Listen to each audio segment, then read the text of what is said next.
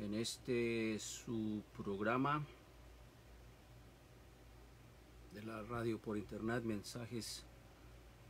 mensaje de amor para salvación.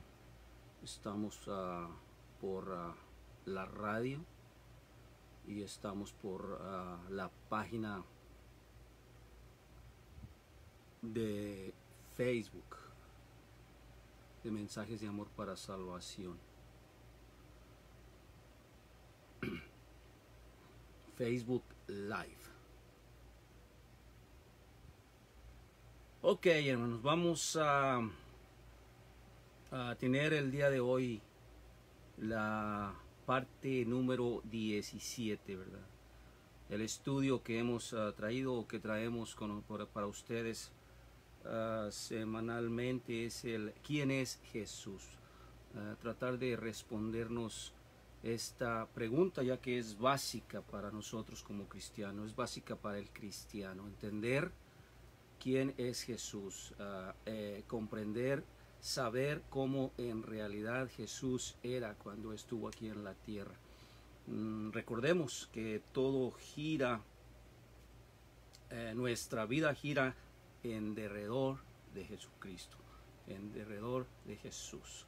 Entonces es básico conocerle. Muy buenas tardes, les saluda Uriel de la Rosa, soy miembro de la Iglesia de Cristo en West Palm Beach, Florida.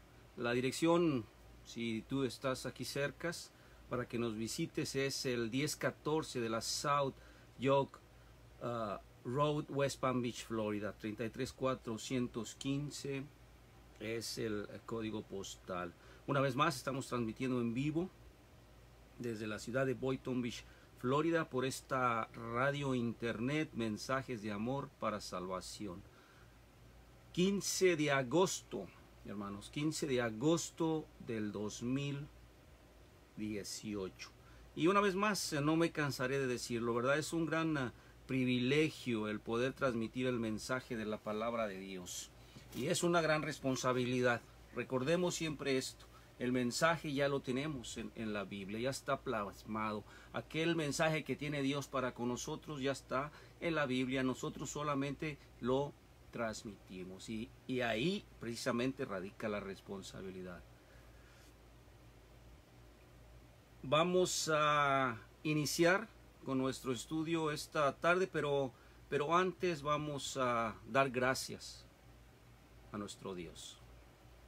Padre nuestro, te damos gracias por las bendiciones que recibimos, por lo bueno que eres con nosotros, por esa oportunidad que tenemos de estar adorando, aprendiendo de tu palabra en estos momentos. Ayúdanos, ilumínanos, que todos escudriñemos lo que se va a exponer en estos momentos para que así lo entendamos y lo podamos aplicar en nuestras vidas. En el nombre de Cristo Jesús. Amén. Ok, hermanos, vamos a iniciar. Abran sus Biblias si tienen, si pueden. Obviamente, estás manejando, solamente escuchar, ¿verdad? Lucas 6, el Evangelio según San Lucas, capítulo 6, ¿sí? Versículos del 12 al 16. Lucas 6, versículos del 12 al 16. Y dice de la siguiente manera: y aconteció en aquellos días que fue al monte a orar, y pasó la noche orando a Dios. Y cuando fue de día, llamó a sus discípulos y escogió 12 de ellos, a los cuales también llamó apóstoles. A Simón, a quien también llamó Pedro, y a Andrés su hermano, a Jacobo y Juan, Felipe y Bartolomé, Mateo y Tomás, Jacobo hijo de Alfeo, y Simón el que se llama Celotes, Judas hermano de Jacobo, y Judas Iscariote, que también fue el traidor. Bien, Jesús para estos momentos en los que está narrando aquí Lucas, había alcanzado mucha popularidad, ¿sí? Entonces Jesús alcanzó un punto crítico en su ministerio terrenal. el ministerio estaba en pleno apogeo, en pleno auge, vamos a usar esa palabra. Entonces vemos cómo multitudes lo presionaban a donde quiera que iba. El número de discípulos, aparte de toda la multitud, pues tenía en ese tiempo discípulos. El número de discípulos, que esa palabra significa aprendiz, ¿sí? Había aumentado.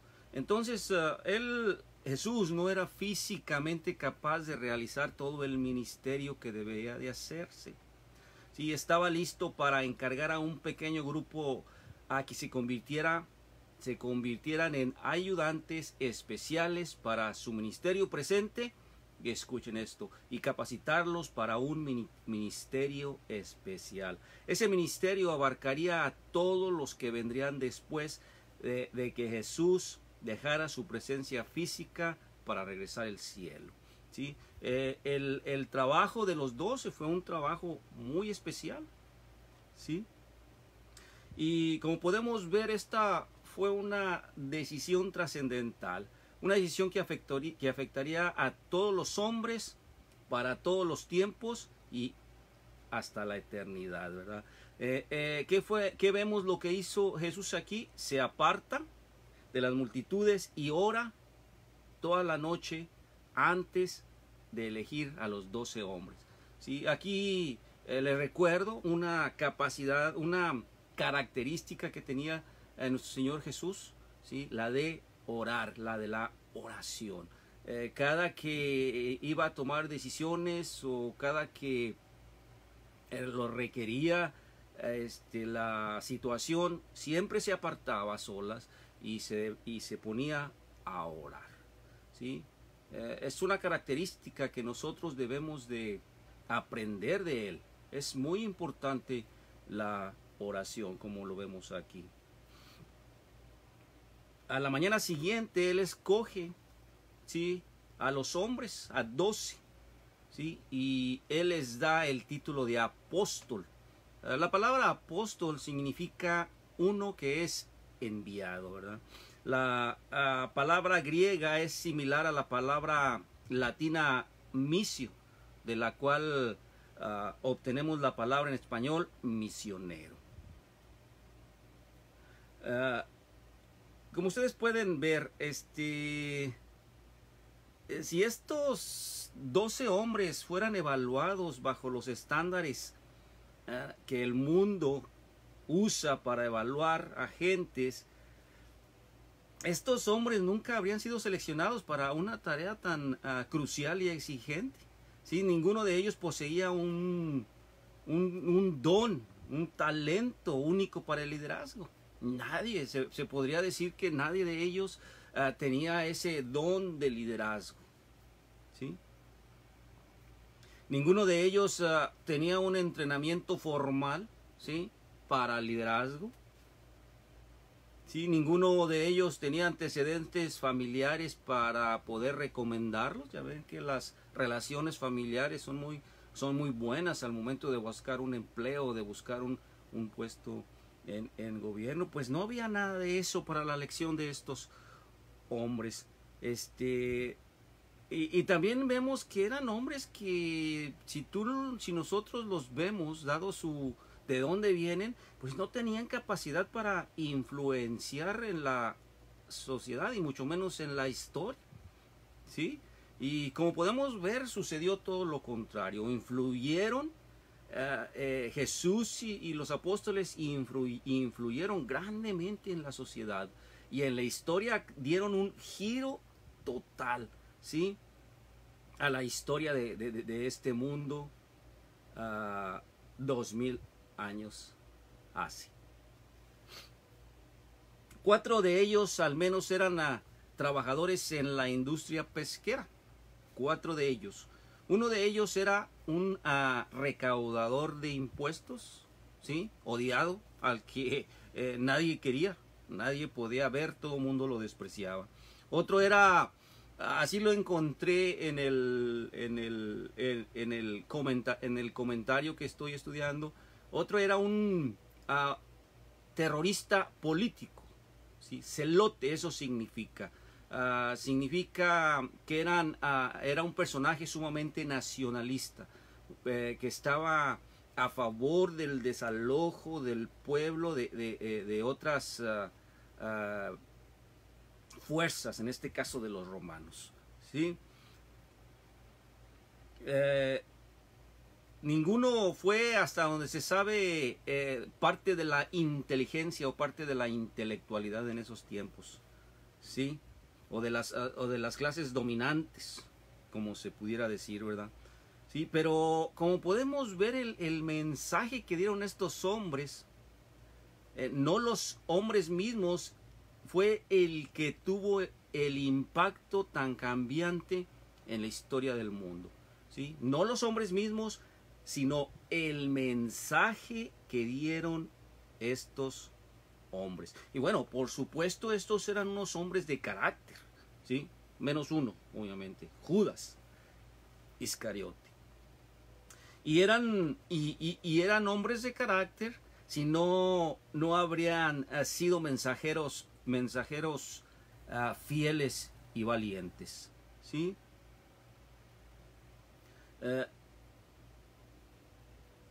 Sin embargo, fuera de todo lo que hemos comentado, todos sabemos que el evangelio, ¿sí?, es el que salva, no el mensajero del evangelio, ¿sí? De estos 12 hombres, ¿sí?, el mensaje, el evangelio que ellos dieron a la humanidad es el que salva, es el que salvó, ¿sí?, y es el que salvará.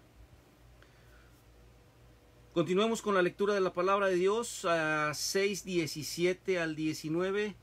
Y descendió con ellos y se detuvo en un lugar llano en compañía de sus discípulos y de una gran multitud de gente de toda Judea y de Jerusalén y de la costa de Tiro y Sidón, que había venido para oírle y para ser sanados de sus enfermedades, y los que habían sido atormentados de espíritus inmundos y fueron sanados. Y toda la multitud procuraba tocarle, porque poder salía de él y sanaba a todos.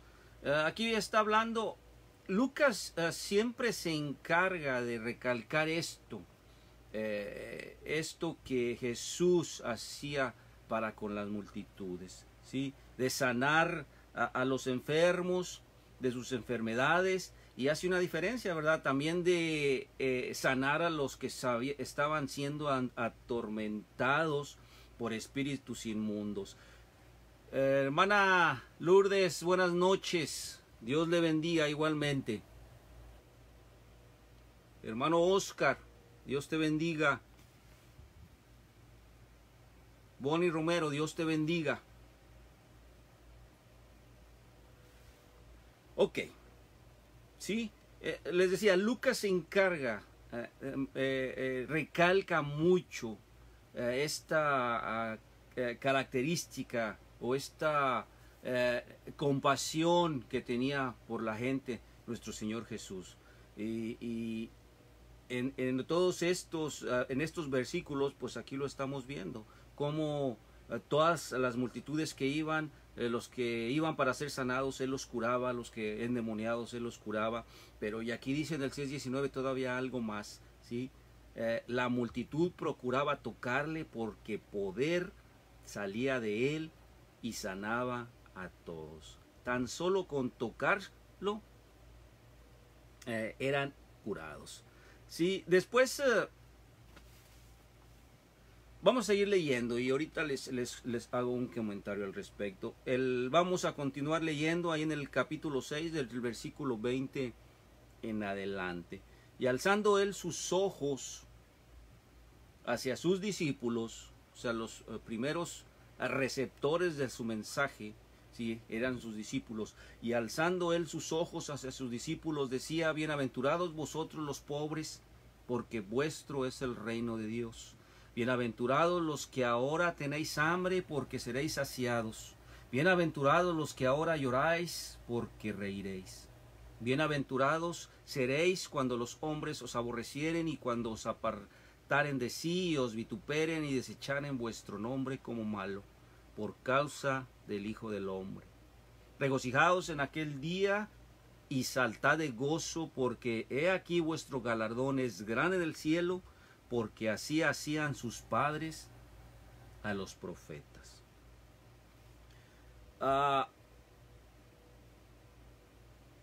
Este sermón es el mismo. Algunos comentaristas dicen que están de acuerdo en afirmar que este sermón es el mismo sermón del monte que encontramos en el Evangelio de Mateo. Aunque aquí en el 6:17 se nos dice descendió con ellos y se detuvo en un lugar llano o plano. Bueno, no quiere decir que desciende del monte hasta la parte plana. Solamente entendemos que va descendiendo, encuentran un lugar plano sobre el monte, y ahí empieza y ahí da este mensaje. Esta multitud vino a escuchar, ¿sí? Jesús alzó los ojos y comenzó a predicar. ¿Y qué sermón? ¿Qué sermón, hermanos? Este sermón nunca ha sido duplicado, ¿sí? Es un sermón simple, pero muy profundo, ¿sí? Es un sermón absolutamente inigualable. Aquí marca de manera clara, concisa y concluyente que la naturaleza del reino del Hijo de Dios, ¿sí? Oigan, la naturaleza del reino del Hijo de Dios es una sociedad de piedad y carácter moral, vivida en la vida de las personas. Las 4 bienaventuranzas resumen lo que es un ciudadano en el reino de Cristo. ¿Y cómo entendemos esto? El reino de Cristo. Bueno, el reino de Cristo es la iglesia, ¿sí? El reino del que hablan los evangelios es la iglesia.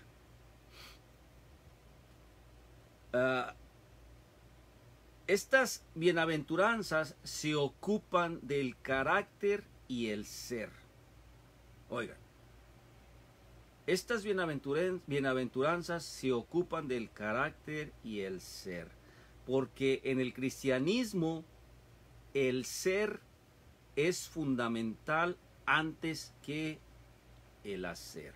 Lo que el hombre es debe preceder a lo que hace para agradar a Dios, ¿sí? Lo que el hombre es debe preceder a lo que hace para agradar a Dios. Lo que motiva y controla a un hombre determina si lo que hace un hombre es aceptable o no para Dios. Ayunar, orar, ayudar al prójimo, ayudar a los pobres es bueno a los ojos de Dios, pero solo si están motivados por un propósito sincero que sale dentro de ti, un propósito piadoso, ¿sí? Y de eso se tratan las bienaventuranzas, ¿sí? Vamos a ver estas características. Número 1, bienaventurados los pobres, porque tuyo es el reino de Dios, ¿sí?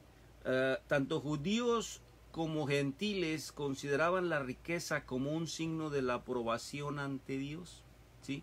Como un signo de la aprobación de Dios. Los ricos y los que tenían dinero, ¿sí? Jesús y los apóstoles enseñan de manera diferente, ¿sí? Y también es muy importante notar algo.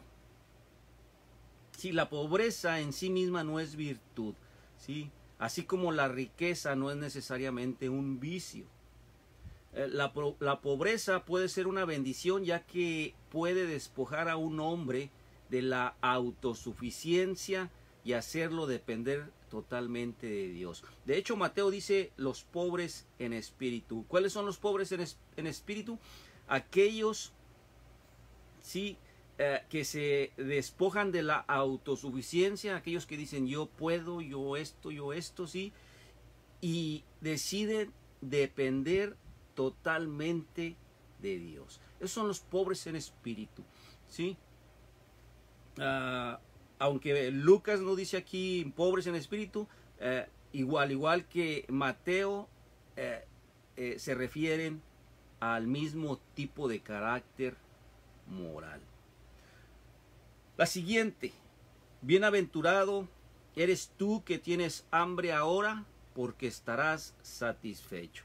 Aquellos que son pobres, tanto de los bienes de este mundo como del espíritu, se sentirán satisfechos y confían en Dios. Mateo dice los que tienen hambre y sed de justicia.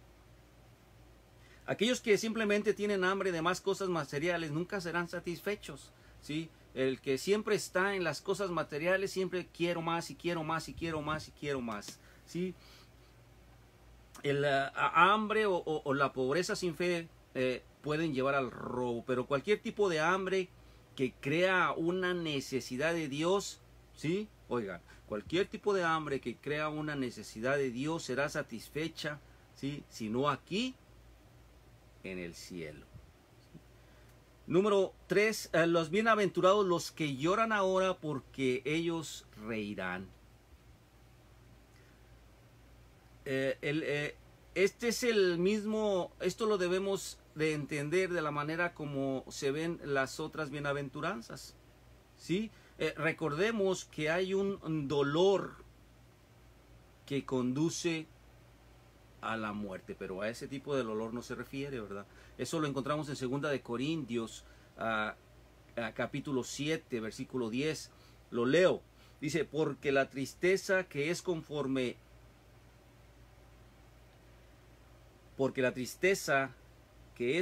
a la voluntad de Dios produce un arrepentimiento que conduce a salvación, sin dejar pesar.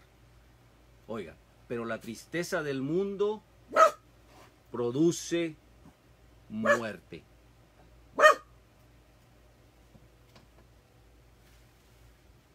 ¿Sí? Entonces, esta es la tristeza.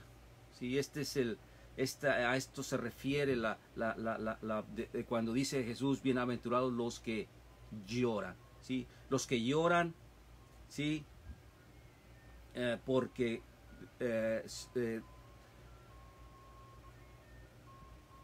quieren arrepentirse, porque ya no quieren seguir más en el camino de maldad, porque quieren estar con Dios. Bueno, pues ellos recibirán consolación.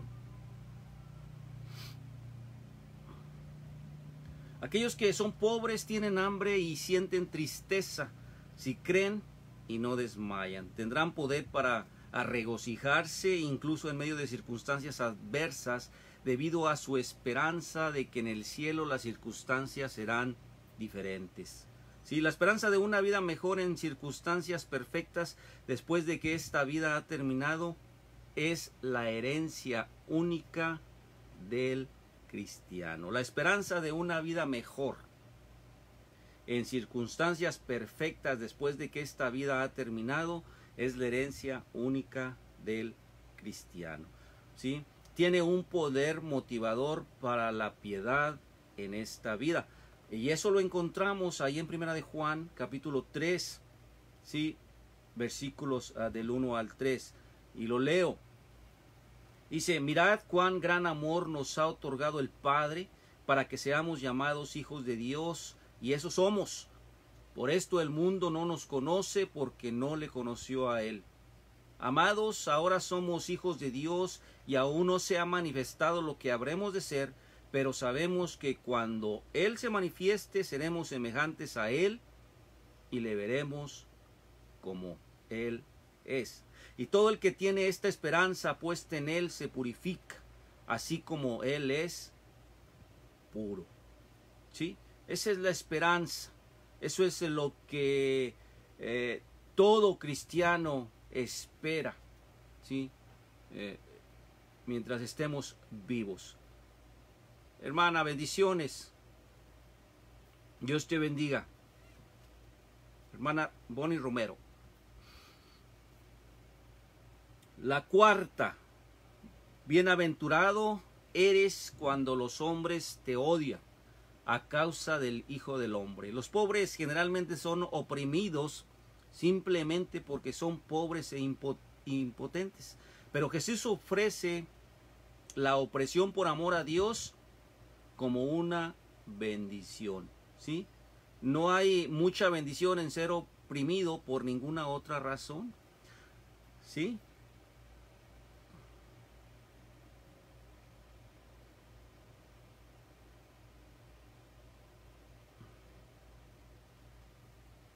Los pobres seguidores de Cristo pueden ser separados de la comunidad social, los derechos civiles, los privilegios que otros pueden disfrutar.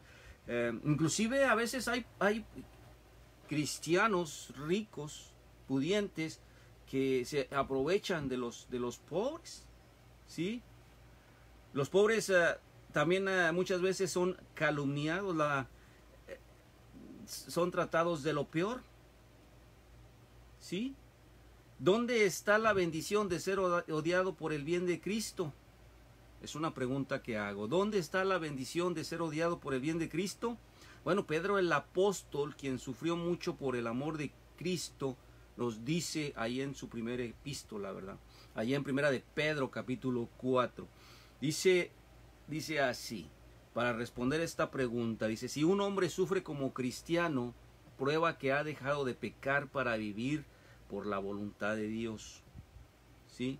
Si un hombre sufre como cristiano, prueba que ha dejado de pecar para vivir por la voluntad de Dios. Si un hombre sufre como cristiano, es bendecido porque sabe que Dios no está haciendo algo extraño, que si compartimos los sufrimientos de Cristo, compartiremos su gloria y que el Espíritu de gloria y el poder de Dios descansan sobre él, porque Cristo fue glorificado por el sufrimiento, ¿sí? Por voluntad del Padre. Eso lo encontramos ahí en 1 de Pedro 4, del 12 al 19. Si un hombre sufre como cristiano, está a salvo porque demuestra que ha confiado su alma a un Creador fiel que se preocupa por él, ¿sí? Y para entender esto, hermanos, para entender esto, déjame decirte, de una manera personal, yo no pudiera comprender y entender esto porque no lo he vivido, ¿sí? Porque no lo he vivido. Pero hay hermanos, hay cristianos que han vivido estos sufrimientos cuando deciden aceptar a Jesucristo como su Salvador, ¿sí? Y estos hermanos que han sufrido, ¿sí?, entienden muy bien estas palabras de Pedro, entienden muy bien lo que es esta bienaventuranza, ¿verdad? La número 4, aquella que dice, bienaventurados seréis cuando los hombres los aborrecieren y cuando os apartaren de sí, cuando los vituperen y cuando desechen vuestro nombre como malo por causa del Hijo del Hombre, ¿sí? Pero dice el 23, dice, regocijaos en aquel día y saltad de gozo, porque he aquí vuestro galardón es grande en el cielo, porque así hacían sus padres a los profetas. Yo no lo entiendo, ¿sí? Pero la manera de cómo lo podemos entender es de la siguiente. Te voy a dar dos ilustraciones para que entendamos a quién se dirige Jesucristo con este mensaje, ¿sí? Te voy a contar dos ilustraciones. La número 1 es de hace 2000 años, ¿sí? Los primeros judíos que escucharon el mensaje de Dios, de Jesucristo, decidieron, lo aceptaron y decidieron seguirlo, ¿sí?, en obediencia, ¿sí? Los cristianos, los judíos y también los gentiles, los no judíos que siguieron a los apóstoles, al evangelio que ellos llevaban de Cristo Jesús, ¿sí? Todos estos, todas estas personas vivían en un tiempo, ¿sí?, en el cual era muy difícil salir de la manera de cómo se pensaba y la manera de cómo se era, ¿sí? Los judíos tenían costumbres muy arraigadas que era muy difícil salir de ella.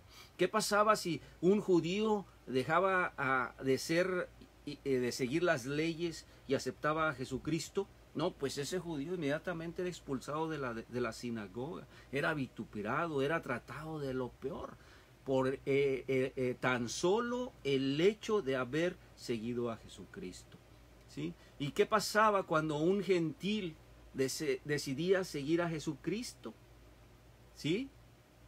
Sucedía lo mismo, ¿sí? Era sujeto de burlas, sujeto de humillaciones, vivía en un constante peligro, ¿sí? ¿Por qué creen que se dieron las persecuciones en aquel tiempo? ¿Por qué creen que los cristianos se escondían? Bueno, pues por eso, por las constantes persecuciones, por las constantes maltratos que sufrían, ¿sí? Y es por eso que Jesucristo les está diciendo: ustedes están sufriendo ahorita, pero tienen una esperanza. Ustedes, ¿sí?, van a gozarse al final. Ustedes van a regocijarse al final, ¿sí? Esta es la primera ilustración.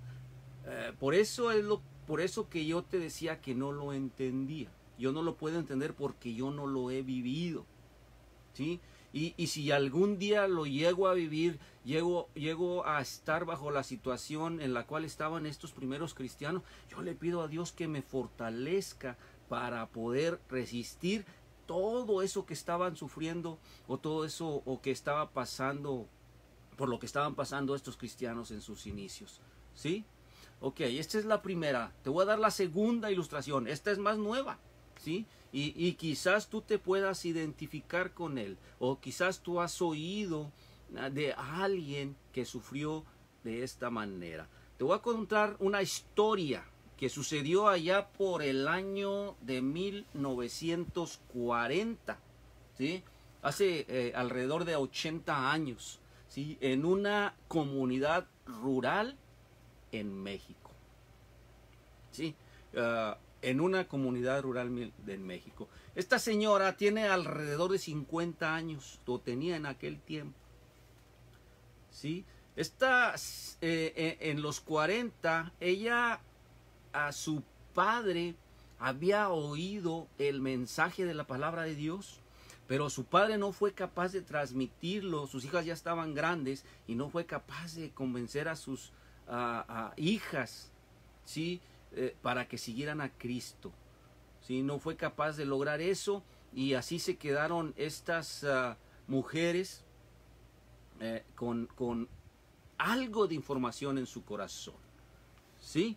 Bueno, cuando Felipa, así se llamaba la mujer de 50 años, ¿sí?, escucha que cerca de su casa, ahí en la comunidad rural donde vivía, que cerca de su casa un vecino va a llevar a un misionero, a un protestante, así le llamaban ellos en aquel tiempo, a su casa. A Felipa le entra preocupación, le entra curiosidad, ¿sí? Le entra curiosidad por saber, ya tiene algo de información, recuerda, ¿sí? Le entra curiosidad por saber qué mensaje trae este misionero, ¿sí? Y decide ir. El esposo de ella no lo seguía, pero el esposo respetaba mucho las decisiones de Felipa. Felipa era una señora, decimos nosotros, un mujerón, ¿sí? Entonces ella va con su hijo, el mayor, ¿sí?, a esta casa a escuchar el mensaje de este misionero, de este protestante, ¿sí? Escucha el mensaje y lo acepta. Pero cuando acepta el mensaje, se le desatan una serie de problemas, ¿sí? Lo que pasa es que Felipa era una mujer fervientemente católica, ¿sí? De hecho, ella era la encargada de tener las procesiones de un santo, ¿sí? El Santo Niño de Atocha. Escuche, ella era la encargada de llevar a cabo las procesiones de ese santo en esa comunidad. Entonces era una mujer católica, como decimos nosotros, de hueso colorado, ¿sí? Pero al escuchar el mensaje, al escuchar el evangelio, ¿sí? Al escuchar que Cristo Jesús tiene poder para perdonar tus pecados, para salvarte, ¿sí? Al escucharlo, ella lo cree y se bautiza. Y una vez que se bautiza, y aquí viene lo interesante, toma decisiones radicales, ¿sí? Dice, no más catolicismo. ¿Y saben qué es lo que hace?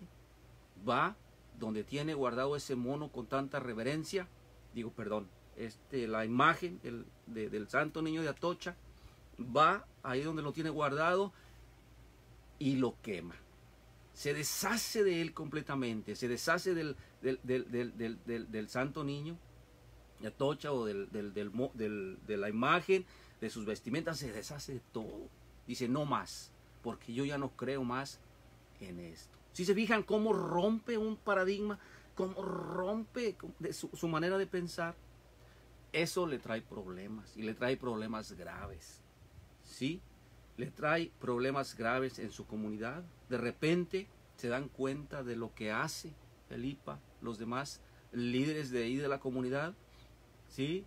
Y empiezan a hostigarla, empiezan a molestarla, empiezan a maltratarla, ¿sí?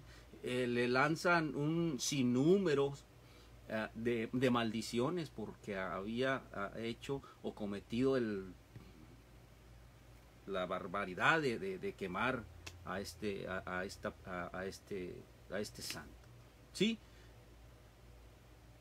Y empiezan las agresiones verbales, ¿sí? Morales. No podía salir a la calle porque todo el mundo la señalaba con el dedo, todo el mundo la acusaba, todo el mundo le decía esto, todo el mundo le decía aquello, ¿sí?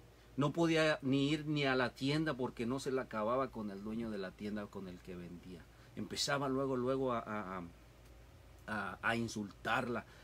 Si se imaginan en un medio rural el nivel de hostilidad que sufría esta mujer, y lo malo de todo es que poco a poco se iba incrementando esa hostilidad.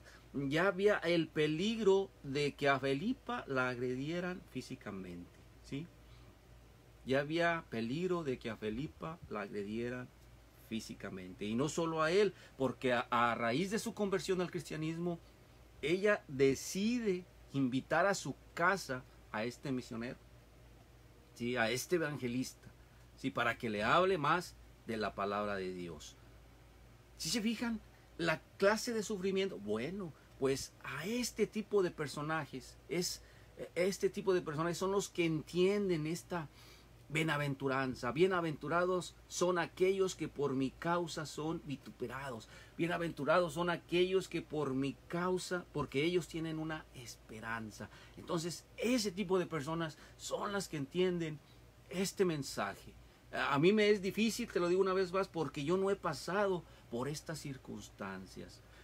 Déjame continuar contándote sobre Felipa.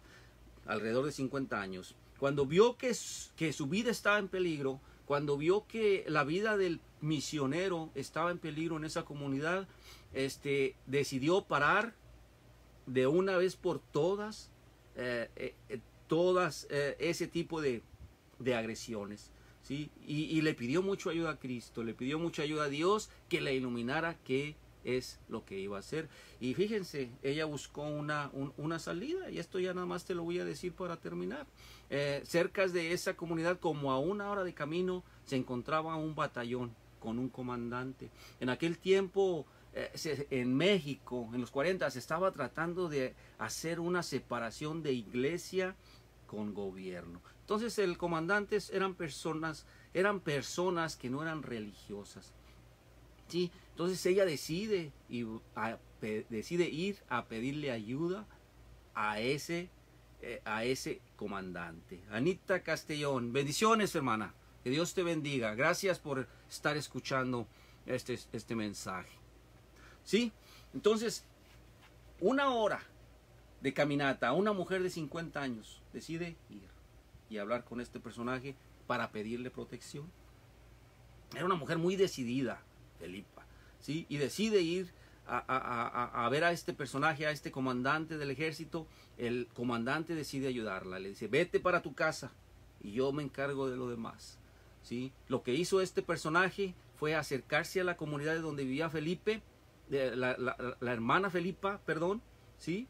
E investigar quién era el padre que iba a esa comunidad a oficiar las misas, ¿sí? Porque el padre era uno de los principales instigadores de las agresiones en contra de las personas que dejaban el catolicismo, ¿sí?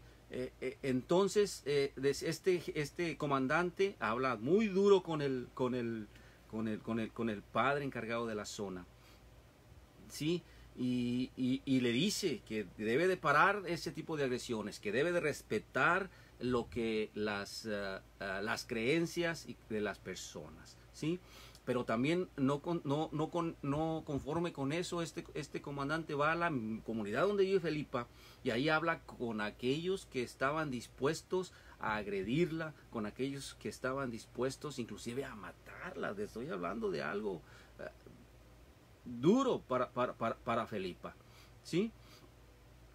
Y también no solamente a él, sino al misionero, ¿sí? Al misionero que ella había invitado, que está invitando a su casa, ¿sí?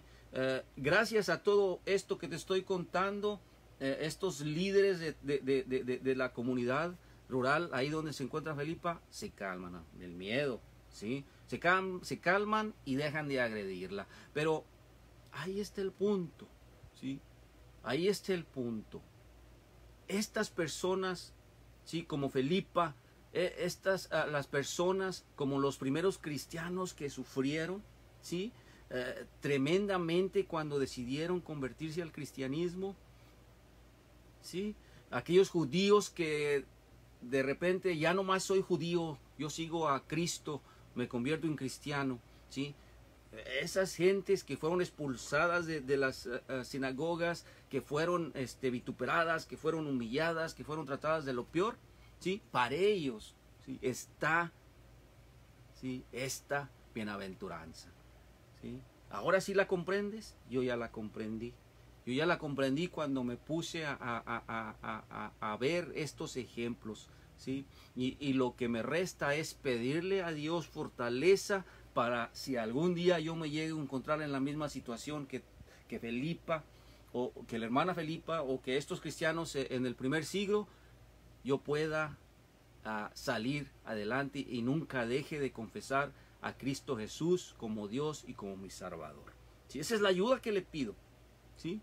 Porque tenemos una esperanza, hermanos, amigo, amiga, tenemos una esperanza en el cielo, ¿sí? No importa el sufrimiento que tengamos en este mundo, no importa cuánto batallemos, no importa cuánto sufrimos, sí, pero tenemos una esperanza. Y esa esperanza es estar algún día, ¿dónde? Donde está Jesucristo, donde está Dios.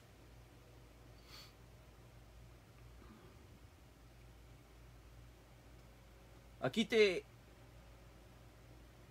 hablé de algo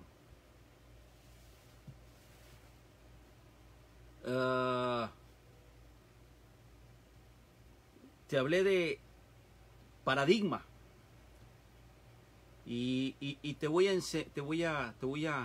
explicar qué es esto, los paradigmas. En un sentido general, un paradigma, ¿sí? Es la manera de cómo vemos al mundo, ¿sí? No en el sentido de cómo lo vemos con la mirada, más bien cómo lo percibimos cómo lo entendemos, cómo lo interpretamos. En otras palabras, ¿sí? ¿Qué información tienes en tu mente? ¿Sí? Es de esa manera como tú ves las cosas. ¿Sí? Velo como un plano, un mapa mental. ¿Sí? Ese mapa puede tener cosas ciertas, pero puede tener cosas que no son ciertas. ¿Sí? O sea, no necesariamente el mapa mental que tengamos, el paradigma que tengamos, no necesariamente la información que tenemos en nuestra mente sea todo cierto. ¿Sí? Y entonces, eso es lo que pasó hace 2000 años con los primeros cristianos, ¿verdad? El paradigma existente en esos momentos, tanto dentro del judaísmo, era muy fuerte, ¿sí? Dentro del mundo gentil, dentro del mundo romano, ya sabemos que Roma era el imperio, ¿verdad? El que tenía conquistados a todos a todas estas ciudades, incluyendo a los judíos. También tenía una manera de pensar y una manera de hacer las cosas. Tenían esa información que era dictada por los tiempos, por la sociedad, por el emperador, ¿sí? En el caso de los judíos, ellos decían que por la ley, pero no, pues en realidad eran las tradiciones, las costumbres de estos fariseos. Bueno, esos paradigmas eran muy difíciles de romper, ¿sí? Y todo aquel que lo rompía, ¿sí? Escucha, todo aquel que lo rompía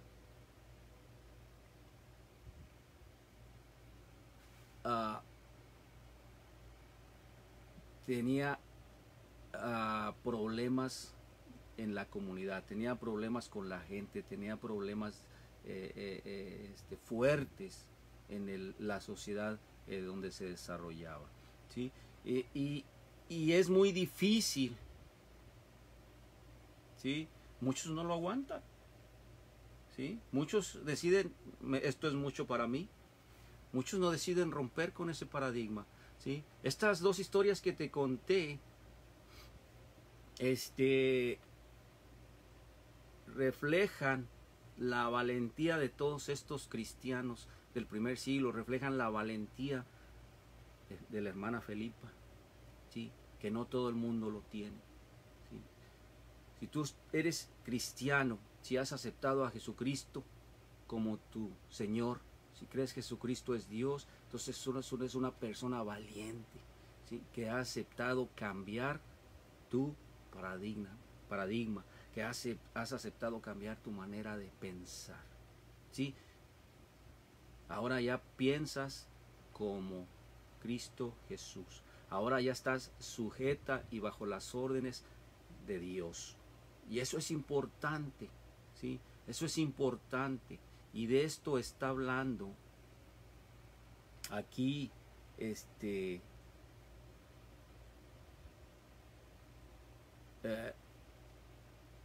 Lucas en las bienaventuranzas, ¿sí? Bienaventurados aquellos que deciden despojarse de todo, deciden en obediencia, ¿sí? Seguir a Dios, depender totalmente de Dios, ¿sí? Bienaventurados los que tienen hambre, ¿sí? Porque ellos serán, ¿qué dice? Saciados, ¿sí? Dice Mateo, los que tienen hambre y sed de justicia, porque ellos serán saciados, ¿sí? Ahora ya comprendes, ¿verdad? Todos bienaventurados, todos aquellos que sufren por el nombre de Jesucristo, ¿sí? Todos aquellos que son vituperados, todos aquellos que son humillados, inclusive los que son muertos, ¿sí? ¿Qué dice? ¿Qué encontramos ahí en Apocalipsis? Sé fiel hasta la muerte y yo te daré la corona de la vida. Y aquí, si lo leemos en el original, ¿sí? En lo que quiere decir este versículo, ¿sí? Es sé fiel aún si mueres, ¿sí? aun si tú mueres por mi nombre, ¿sí? Si tú eres fiel, que dice, yo te daré la corona de la vida. Bien, hermano, hasta aquí las bienaventuranzas. Debería quedar bastante claro que estamos tratando con principios y prácticas de vida a las que solo una persona convertida podría rendirse. Adherirse a esta nueva manera de vivir, ¿sí?, implicaría una revolución de los propios valores de las personas. Estas personas que deciden adherirse, que deciden aceptar a Jesucristo, ¿sí?, ellos toman los estándares aceptados del mundo y los trastornan. Si de repente todo lo que el mundo cree que está bien, ya no lo es. ¿Sí? Y no solo eso, sino que todos estos valores del mundo, todos estos valores que dicta la sociedad, todos estos paradigmas que dicta la sociedad, el cristiano los desecha de su vida. ¿Sí? Hay por ahí hay un escritor que dijo que la gente, este es el mensaje de Jesucristo, la gente a quien Jesús llamó feliz, el mundo llama miserable. La gente a la que Jesús llamó miserable, el mundo la llamaría feliz. ¿Sí? Imagínate que cualquiera que diga felices los pobres y ay de los ricos. ¿Sí? Hablar así es poner fin a los valores del mundo por completo, a lo que el mundo cree que está bien. ¿Sí? El mensaje es para los pobres, para los sencillos, para los que aceptan y no depender más de ellos mismos, sino que necesitan de Dios. ¿Sí? Rompe tu paradigma. ¿Sí? Si ya lo hiciste, felicidades. Estás por el camino correcto. Continuemos. Ahí en el 6:24 al 26. Y ya me queda muy poquito. Yo creo que nada más lo vamos a leer y vamos a continuar la próxima semana. Trata de los ayes. O sea, es lo contrario de las bienaventuranzas. Sí, ahí estamos en Lucas 6:24.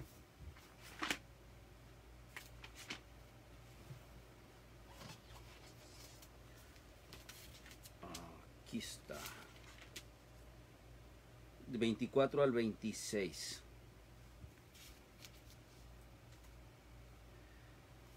Lo leo. Dice, más hay de vosotros ricos porque ya tenéis vuestro consuelo. Hay de vosotros los que ahora estáis saciados porque tendréis hambre. Hay de vosotros los que ahora reís porque lamentaréis y lloraréis. Hay de vosotros cuando todos los hombres hablen bien de vosotros, porque así hacían sus padres con los falsos profetas. Estos ayes, ¿sí?, son lo contrario a las bienaventuranzas. ¿Sí? Quizás por ahí entre la multitud se encontraba un grupo de fariseos. ¿Sí? Bueno, estas palabras van dirigidas a ellos. ¿Sí? El primer ay dice, más hay de vosotros ricos porque ya tenéis vuestro consuelo. ¿Qué entendemos aquí? Pues los ricos tienen todo, ¿sí? Viven bien, tienen sus necesidades básicas ya solucionadas, ¿sí? Tienen poder porque el dinero da poder, ¿sí? Pero aquí básicamente está diciendo, es todo lo que vas a obtener mientras estés vivo. ¿Sí? Pero si tú estás alejado de Cristo Jesús, ¿sí? Lo que vas a encontrar después de tu muerte va a ser lamentación. Acuérdense de la historia de Lázaro y el rico. ¿Sí? ¿De dónde se fue Lázaro? Bueno, Lázaro y el rico dibuja muy bien aquí lo que estamos hablando. ¿Sí? Las bienaventuranzas van dirigidas al Lázaro, ¿sí? Al pobre, ¿sí? Y los ayes van dirigidas al rico, ¿sí? El rico tuvo todo en esta vida y es temporal, es nada más por un poco de tiempo, pero luego muere, y lo que va a encontrar después de la muerte, si muere separado de Cristo, va a ser lamentación, ¿sí? Y a esto se refiere el 24. El 25, hay de vosotros los que ahora seráis saciados porque tendréis hambre. Hay de vosotros los que ahora reís porque lamentaréis y lloraréis. Es el mismo concepto que el anterior, ¿sí? Ahorita estás bien, estás saciado, no te falta nada, ¿sí? Estás sonriendo, estás muy alegre, jajaja, jijiji. Pero esto es mientras estás vivo. Y la vida, todos sabemos que nada más es un breve, es un tiempo muy corto, ¿sí? Desde que nacemos hasta la eternidad, ¿sí? La vida es muy corta, solamente es un pequeño lapso, un pequeño paso por este mundo, porque después de eso sigue la eternidad. Y aquí es lo que está hablando. En esta vida estás riéndote, en esta vida estás saciado, ¿sí? Pero después vas a lamentarte y después vas a llorar. ¿Y cómo va a pasar eso? Pues si estás separado de Dios. Acuérdate del castigo eterno, ¿sí? O sea, a esto se refiere aquí el 25, ¿verdad? Hay de vosotros cuando todos los hombres hablen bien de ustedes, porque así hacían sus padres con los falsos profetas. Y esto tiene relación con el capítulo 23, ¿sí? Dice, gozaos en aquel día y alegraos. Este es el 23 del mismo capítulo. Dice, gozaos en aquel día y alegraos, porque aquí vuestro galardón es grande en los cielos, porque así hacían sus padres con los profetas. ¿Qué pasaba con los profetas en la antigüedad? Había falsos profetas, ¿sí? Falsos profetas que siempre le daban por su lado a la gente, les hablaban cosas bonitas y el pueblo los acogía porque escuchaban cosas bonitas, ¿sí? Palmaditas y jajaja y jiji, qué bueno, tú sí eres el mejor, tú sí eres el profeta verdadero, ¿sí? Pero era el falso, ¿sí? Y a esto se refiere. A esto se refiere el 26 cuando dice de los falsos profetas. Pero ¿qué pasaba con los profetas verdaderos? Con los profetas que eran mandados por Dios. Daban malas noticias, daban noticias que al pueblo no le gustaban. ¿Y qué hacía el pueblo? El pueblo los mataba, ¿sí? El pueblo se deshacía de ellos, ¿sí? Y a esto se refiere el versículo 23, ¿sí? A esto se refiere.